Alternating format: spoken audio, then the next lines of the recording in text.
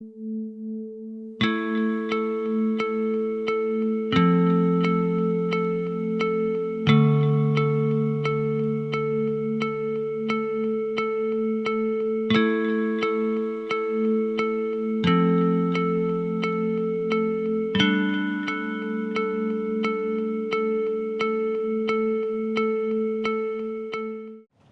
folks, Hobo Rider here with you, and I thought I'd share some things that I've discovered with my riding in different places of the world. So I want to share those with you. So I think we're going to take a little bit of time and talk about some of those issues. I hope you follow along. So I'll start my observation with areas that are pretty particular to me. And if any of you have watched on my YouTube channel, James Herbert, aka Hobo Rider, in particular the river project, the Disappearing Mekong, as well as the most recent one that I published, which is called The Curse of Styrofoam.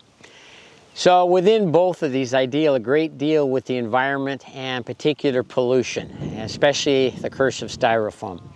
There's some pretty dramatic images there as to the amount of pollution that I'm seeing and observing and filming here in Southeast Asia in particular. So with that, I just want to touch a little bit on, okay, I said, how do I evaluate? All right, there again, I'm not trying to judge, but to me, when I see what I see, I ask myself why, all right? And the amount of pollution that I see where I'm currently at on the beaches, in the streets, in the rivers, I have to ask myself, all right, why is it not important for people not to just throw this stuff where they're throwing it? One of the things particular that I notice here where I'm at is that people have a nice clean house, pretty much a clean yard, but wherever their major trash is, if there happens to be an empty lot next to their place or across the street or whatever, that's where their trash goes, all right?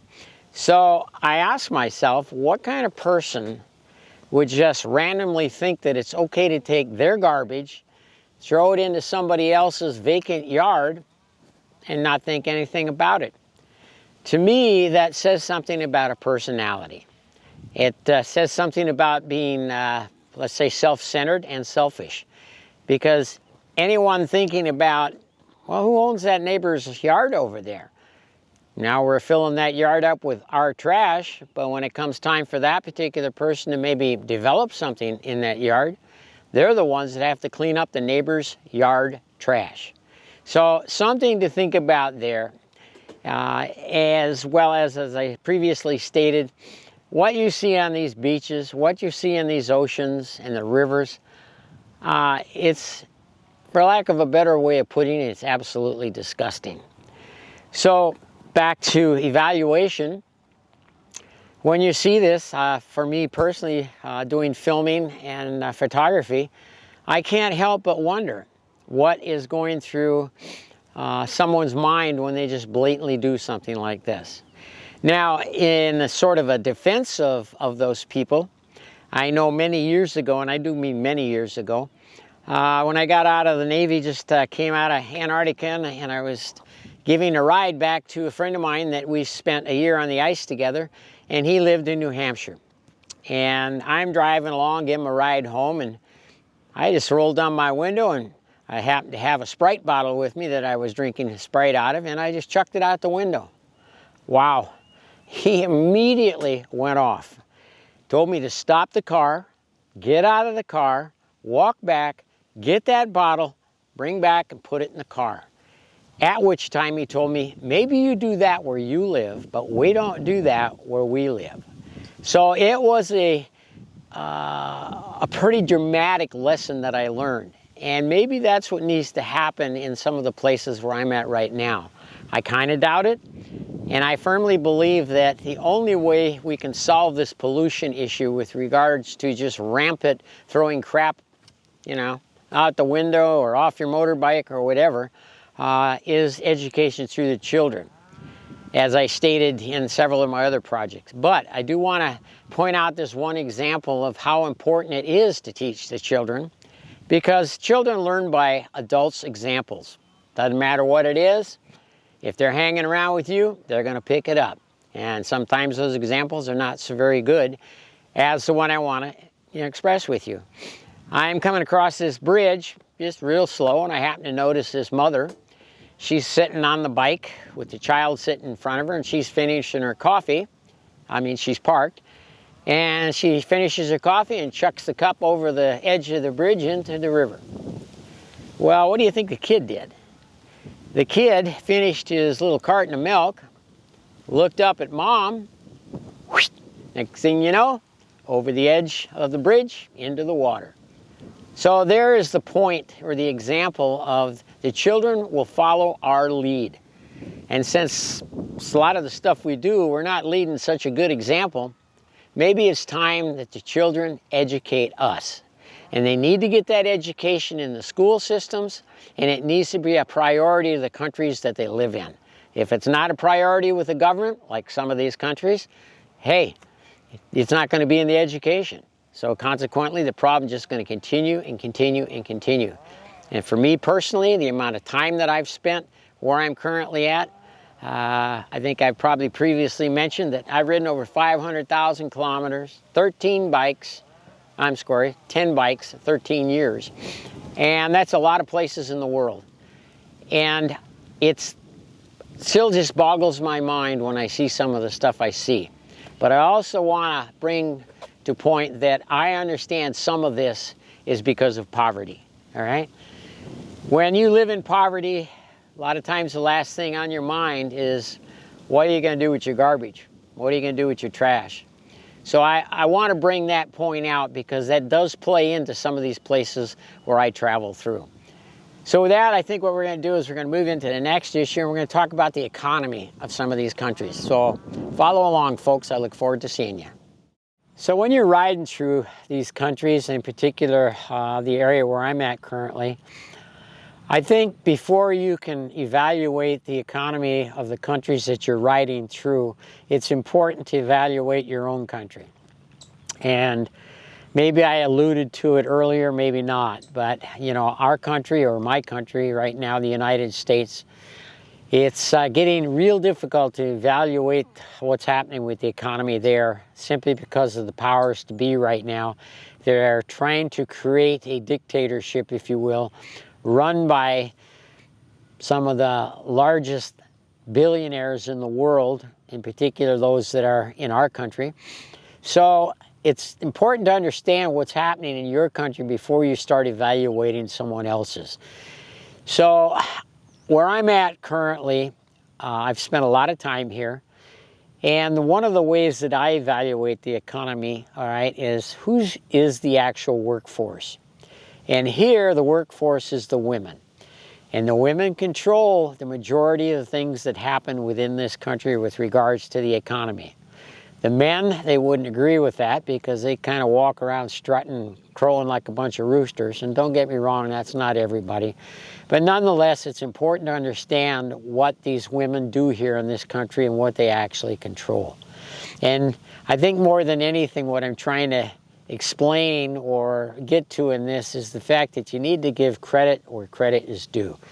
And I have been totally impressed with the women within these countries and how they keep things going and how they keep the families running. So I think that's about as far as I'm going to go with trying to evaluate an economy, other than the fact that you need to understand the poverty within these countries. And when you see the poverty and you experience the poverty, it is only then that you truly get a great idea as to what is the economy of a country. Is it getting like our country where it's the 1%ers and our middle class is going away? Because if that's the case, that's a very dangerous sign. And I know where I'm at currently here in Southeast Asia, it's pretty much the 1%ers. And the rest of the people just work for what they can get, and they strive to make a better life for themselves, because the government itself, let's just say it's not very helpful in that effort, and that's the same thing that's going to be happening in my country. We'll leave it at there, and we'll move into another area. Please follow along, and I hope that this is being somewhat informative as to when you're riding and spending a lot of time on a motorcycle riding through a lot of different countries. Okay, the next area that I want to touch on, and that is in particular there again where I'm currently at, the health issues within the country. And I'm going to just touch on two issues with regards to where I'm at. The first one is alcoholism, and the second one is smoking. And the ramifications of either one of those are very serious. Now, you take as an example Australia, which has one of the highest incidents of alcoholism of any place in the world. But then you get to places like where I'm at in Southeast Asia in particular. There's a big problem with the alcoholism, all right? And what does alcoholism lead to? It leads to spousal abuse, child abuse, a lot of major health issues. What's the other one? In particular here, there again where I'm at, and that is smoking. And why is that a big issue? Well, when you look at the health issues here in Southeast Asia, the first and most important killer, other than electrocution and motorcycle accidents and that sort of thing, is cardiac disease. And what causes cardiac disease, other than, you know, eating the wrong kind of food? One of the big ones is smoking. Second one is alcohol. You combine the two of those and you reduce the life expectancy, in particular in this country, of the males, all right? And that is because it's rampant. And why is it that the government allows this to happen? There again, if you look at the economic point of that, the government sells a tremendous amount of alcohol and a tremendous amount of cigarettes. So that's a lot of money that would be lost if you start to curtail some of these issues or some of these problems. But nonetheless, those are two big issues here in Southeast Asia, and not just Southeast Asia. There's other parts of the world where you have the same problem. But nonetheless, I just wanted to point that out because riding through these countries, you see the results of it. And I'm just going to give a brief example of child abuse that I personally witnessed with this. And that was here in Southeast Asia where I'm at. A man walked across the street and punched his little 6-year-old daughter in the face with a closed fist because she wouldn't come back across the street and take care of the little boy because he wanted to go drinking. And that was an example that just shook me. I mean, it shook me to the bones. And that was not just an isolated example. I've seen other examples that are similar to that, directly related to alcoholism. And it's not just where I'm at here, it's all over the world. Nonetheless, I think it's important to understand these issues as you're traveling through these countries, so you get a little bit better idea as to, how would I say, the overall view of what you're actually experiencing. So with that, there again, I'm not trying to be judgmental. I'm trying to evaluate situations based on my personal experiences, and that's all I have to go on.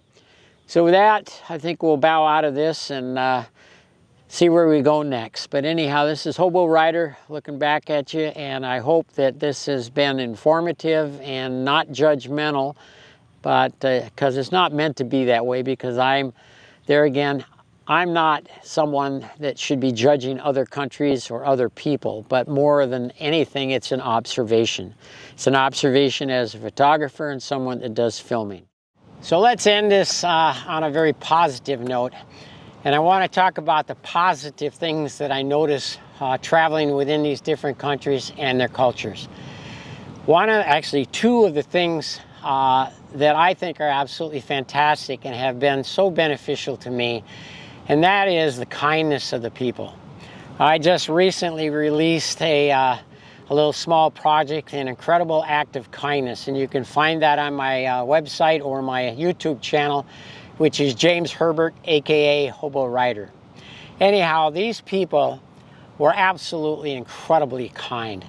Well, you know, I had a kind of a standard flat tire in the back of my bike, and I forgot my tools, so I wasn't able to fix it. But if you get a chance to watch that, please do, because it's just an example of how kind some of these people are that I've run into on my travels.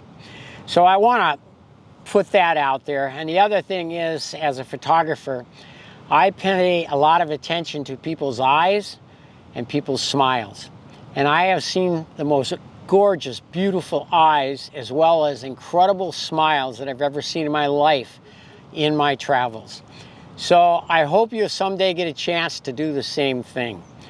And on a little side note, another reason that I ride, and another reason that a lot of us ride, in particular those of us that spend a lot of time on a bike, and in particular those of us that ride solo, is the fact that it's an unbelievable time to look within oneself and try to, if you will, deal with the internal demons that a lot of times with everyday life and all the stuff that's going on, you don't really have a chance to even see those demons. But when you're riding solo and you're riding to the tune of over 500,000 kilometers, 10 different bikes, 13 years, those demons, believe me, they will come up and you have to deal with them. So for me, that's another reason I ride, is it's an outlet to deal with my emotions, deal with my issues, but more than anything, to deal with my photography and my filming of phenomenally wonderful, wonderful people and wonderful situations.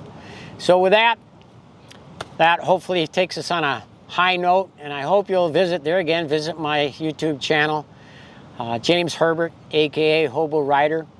And if any of you are wondering why I got the name Hobo Rider, well, my friends in Southeast Asia many years ago, they asked me a simple question. How come you always ride alone, Jim?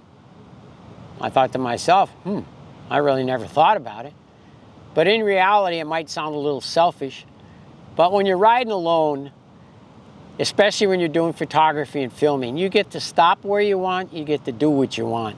You can't do that if you have a rider in the back, because now you have to deal with two people, and it's only fair that you deal with two people.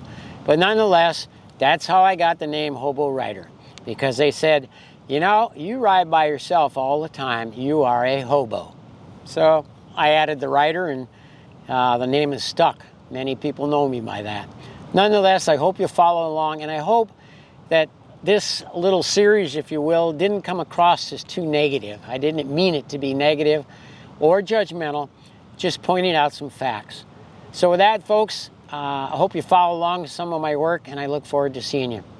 Thanks again, and it's Hobo Rider looking back at you one more time. Thank you.